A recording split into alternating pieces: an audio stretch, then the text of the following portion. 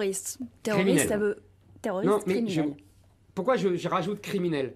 Parce qu'il y a une volonté comment dire, de dévêtir de leur projet idéologique ces groupes. C'est-à-dire qu'on les criminalise pour mieux les désislamiser.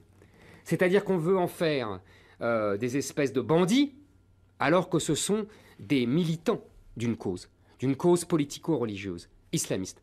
Seulement, on n'a plus le droit de prononcer islam. On ne peut pas, comprenez, il y a une contradiction fondamentale. On ne peut pas nous vanter à longueur de journée l'islam, religion de paix, et nous montrer un islam, religion de guerre. Ça, c'est pas possible. Or, le problème, c'est que l'islam, c'est les deux. C'est les deux. Le Coran, c'est à la fois un texte où il y a des magnifiques phrases de paix, de protection des uns et des autres, etc. Et qu'il y a des terribles phrases de guerre. Et je dirais, parce que au fur et à mesure que je vieillis, ma science de l'islam s'améliore. Faut pas désespérer alors. Mais oui, non, mais tout est intéressant. Et tu vas voir. Mais ce qui est grave, ce qui est important, et je pense qu'il y a eu des pressions de la part du Conseil français du culte des musulmans. Je me souviens que lors de l'affaire Mohamed Merah, ils avaient dit publiquement on ne devrait pas dire qu'il est islamiste, ce qui était énorme. Bien sûr qu'il se référait à Gandhi, c'est bien connu.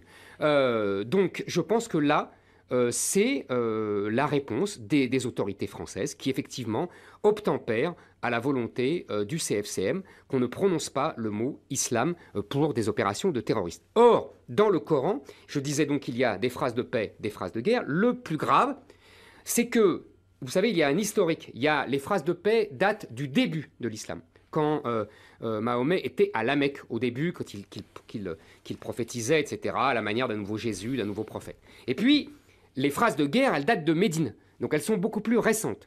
Or, il y a une règle dans l'islam qui est que le moins vieux efface le plus vieux. Donc j'attendrai, moi, des autorités coraniques qui disent non, cette règle est caduque. Et donc, en fait, ce qui vaut, c'est le plus vieux. Mais pour l'instant, je n'ai toujours pas entendu.